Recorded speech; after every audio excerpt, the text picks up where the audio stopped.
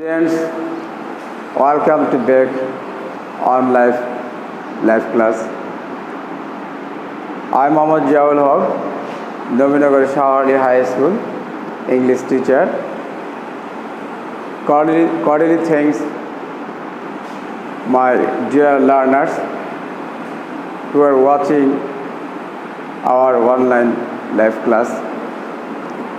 Firstly, I want to thank my honorable guardian who have taken the best extra care for their children during the COVID-19 situation. এই Covid ক্রান্তিকালীন সময়ে আমরা তোমাদেরকে চেষ্টা করছি online ভিত্তিক কিছু ভিডিও ক্লাস করে সীমিত সিলেবাসের উপর আলোচনা করার জন্য।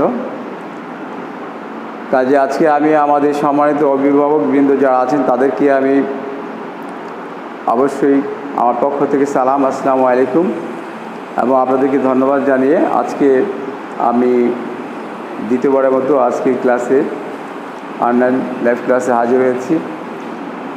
আপনারা দয়া করে আপনাদের সন্তানদেরকে একটু আমাদের এই ভিডিও ক্লাসগুলো দেখতে বলুন এবং প্রয়োজনে কিছু কিছু খাতা কলম নিয়ে লিখে রাখতে চেষ্টা বলুন, তাহলে আমরা মনে করি যে তারা একটু লাভবান হবে। Anyway, let's go to our on topics. আজকে আমি তোমাদের 9 এবং 10-এর গ্রামার আইটেমের 4 নম্বর প্রশ্নে যে আইটেমটি থাকে সেটা নিয়ে গত ক্লাসে আলোচনা করেছিলাম।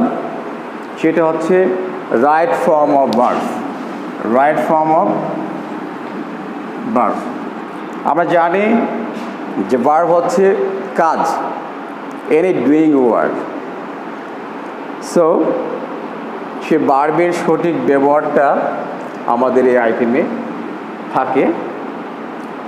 আজকে আমরা জেনারেল আলোচনা একটু ভার্ব নিয়ে করব। আর আগে আমি গত ক্লাসে বলেছি আমাদের এই গ্রামার আইটেমগুলো ফ্রম 6 to 10, ষষ্ঠ থেকে দশম শ্রেণী পর্যন্ত প্রত্যেকটি গ্রামার আইটেমই একটা প্যাসেজ রিলেটেড থাকে। Every item is set on a basis so that passage আর ইম্পর্টেন্স সম্পর্কে, গুরুত্ব সম্পর্কে আমি গত ক্লাসে বলেছি। তোমরা প্যাসেজগুলো রিড আউট করবে, বিকজ প্যাসেজ তোমাকে কিছু তথ্য দেয়। প্যাসেজ তোমাকে বিখ্যাত ব্যক্তি, রিনাউন্ড সায়েন্টিস্ট, পোয়েট, লিটারার আর ইত্যাদি কবি সাহিত্যিকদের জীবনী সম্পর্কে তোমরা প্যাসেজ থেকে তথ্য পেয়ে যাবে। সেই জন্য বলেছি প্যাসেজ রিড আউট করবে, হ্যাভিং আন্ডারস্ট্যান্ড উইথ মিনিং, অর্থ সহ বুঝে। তো সেই according to this sequence right form of verbs সেটাও কিন্তু প্যাসেজ ভিত্তিক হবে। তো সেখানে আমি গত ক্লাসে বলেছিলাম তোমাদেরকে প্যাসেজটি পড়ে বুঝতে হবে প্যাসেজটি কি প্রেজেন্ট ফর্মে ছিল না পাস্ট ফর্মে ছিল। If the passage is in present form, the answer should be in present form. আজকে আমরা প্যাসেজটি প্রেজেন্ট ফর্মে যদি থাকে তাহলে আনসারটা সেটা প্রেজেন্ট ফর্মে দিতে হবে। তো আজকে আমরা প্রেজেন্ট ফর্ম নিয়ে একটু আলোচনা করতে চাই।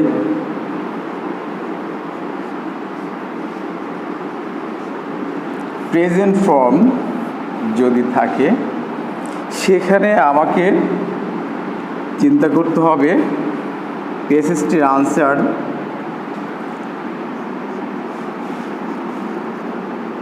Active mood and passive mode। ইতিমধ্যে যারা একটু টেন্স সম্পর্কে একটু ক্লিয়ার কনসেপ্ট নিয়েছো এবং যারা ভয়েস করেছো তারা একটু লাভবান হবে। তো অ্যাক্টিভ মুডে আমরা একটা ভার্ব নিয়ে আলোচনা করতে পারি। Here in this we can take. আমরা আজকে এই টেক ভার্বটি নিয়েই একটু আলোচনা করি। Take is a commanding word. আমাদের একটি জিনিস মনে রাখতে হবে, প্রতিটি ভার্ব নিজেই একটি স্বতন্ত্র অর্থ প্রকাশ করে। So any verb can make a complete sense. একটা ভার্ব যেটা বাক্য তৈরি হতে পারে। তো ক্রিয়া নিজেই যথেষ্ট, তারপরে সে কখনো কখনো সাহায্যকারী ক্রিয়া নিয়ে চলতে পছন্দ করে, এবং সেটা কখন কিভাবে হচ্ছে আমি একটু বলছি। টেক থেকে আমরা এটা টেক্সট হতে পারে, টেক্সট হতে পারে। টেক থেকে do not, does not, take হতে পারে। These are in active mood. Active মুডে যদি শিক্ষার্থী বন্ধুরা যেটা বলছিলাম আমরা, সেই ভার্বটি চেঞ্জ হয়ে ডোন্ট, ডাজন্ট টেক হতে পারে, টু টেক হতে পারে, বাই টেকিং হতে পারে, উইদাউট টেকিং হতে পারে। আরও যদি আমরা দেখি,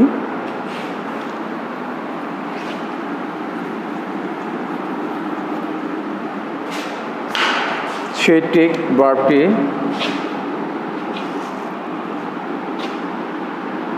এম ই আর টেকিং, এটা হতে পারে।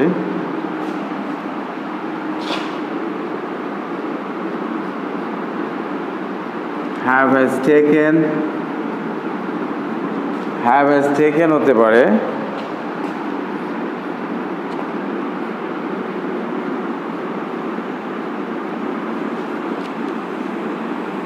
have been, has been, taking হতে পারে।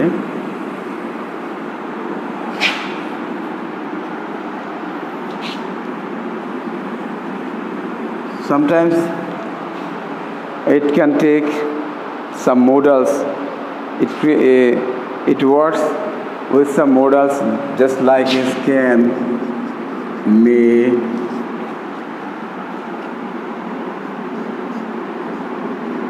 shall, will, take.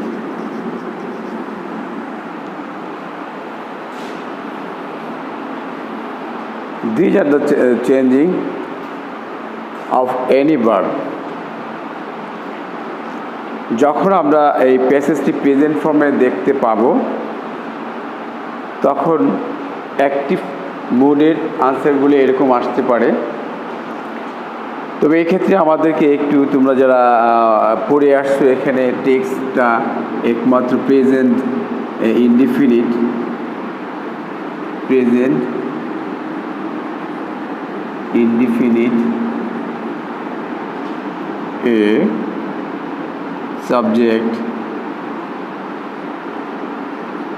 third person singular যদি হয়, থার্ড পারসন সিঙ্গুলার যদি হয় সেক্ষেত্রে আসবে।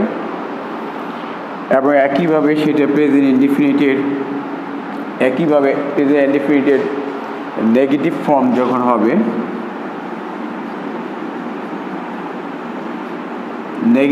যখন হবে, তখন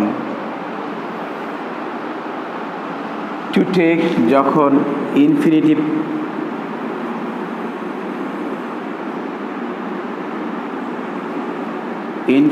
টু হিসাবে আসবে। Next, by taking, by preposition যুগে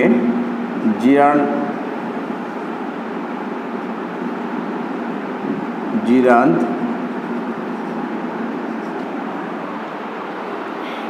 একইভাবে এখানে প্রিপোজিশন উইদাউট প্লাস জিরান্দ হিসাবে আসবে। এখানে আরও একটি হতে পারে টেকিং। টেকিং আসতে পারে যখন সিম্পল প্রেজেন্ট পার্টিসিপল হিসাবে যখন আসবে সেটা হতে পারে।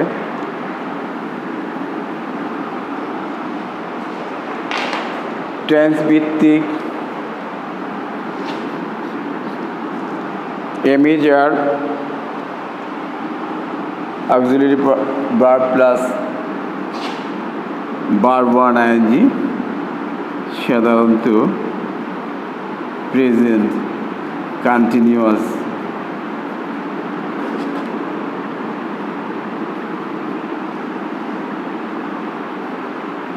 থাকলে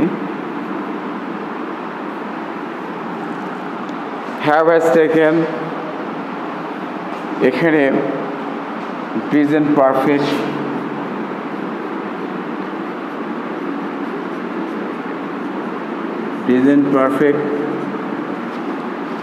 টেন্স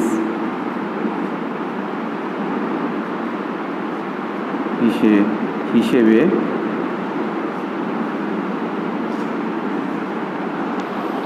সেক্ষেত্রে আমরা যেরকম প্রেজেন্ট কন্টিনিউয়াস টেন্সে আমরা যখন কোনো শব্দ দেখতে পারি নাও, হ্যাঁ, আর প্রেজেন্ট পারফেক্ট টেন্সে আমরা যে already, recently,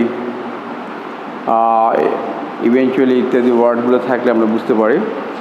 next have been, has been, taking, একটা প্রেজেন্ট পারফেক্ট কন্টিনিউয়াস টেন্স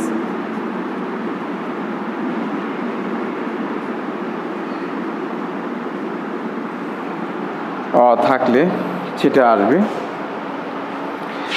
তারপরে বলেছিলাম আমরা একটা may or can, shall, will, take.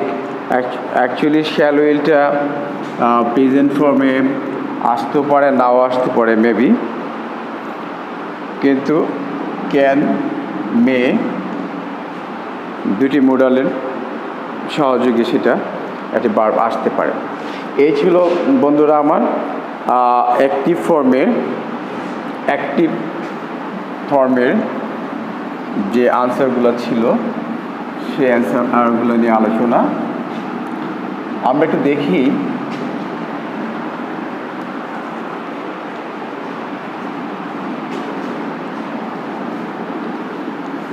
এই আনসারগুলো প্যাসিভ মুডে কি দাঁড়াচ্ছে।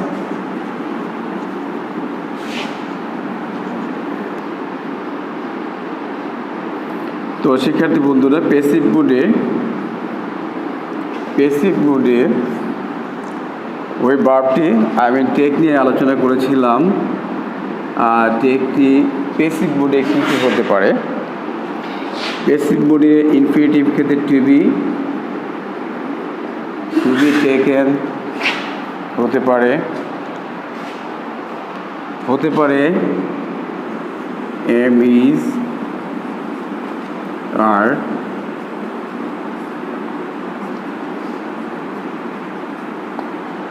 শিক্ষার্থী বন্ধুরা, প্যাসিভ মুডে একটা জিনিস তোমাদেরকে সবসময় খেয়াল রাখতে হবে যে ভার্বের প্লাস পার্টিসিপল বা আমরা যেটাকে বিথি বলে প্রকাশ করি, প্যাসিভ মুডে সবগুলো সেটা প্লাস পার্টিসিপল বিথি হবে। হতে পারে সেটা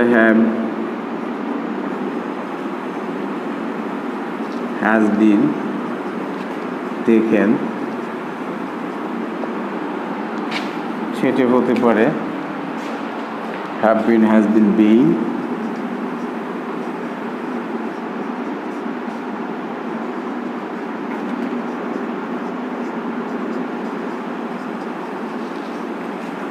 taken। প্যাসিভ মুডে আমরা এই টেক থেকে এই আনসারগুলো পেতে পারি। তো শিক্ষার্থী বন্ধুরা, আমি অ্যাকচুয়ালি আমাদের চিরাচরিত নিয়মের যে গ্রামার রুলসে না যেয়ে আমি একটু বেসিক নিয়ে আলোচনা করলাম এই রাইট ফর্ম অফ ভার্বস নিয়ে। এখানে আমরা যদি একটা বার্বকে আইডেন্টিফাই এখানে বার্ব এই বক্সে আমাদের কি কিওয়ার্ডগুলো থাকবে, সেই বার্বগুলোর চেঞ্জিং আমি জানতে পারি তাহলে আনসারগুলো সহজে দেওয়া যাবে বলে আমি মনে করি। তো আজকে আমি সাধারণ আলোচনাটা করলাম, পরবর্তীতে আবার হাজির হবো তোমাদের সামনে আরেকটি এই বিষয়ের উপর আলোচনা করার জন্য। তোমরা সবাই ভালো থাকবে, স্বাস্থ্যবিধি মেনে বাবা মার কথা শুনে ঠিকমতো পড়া টেবিলে বসবে।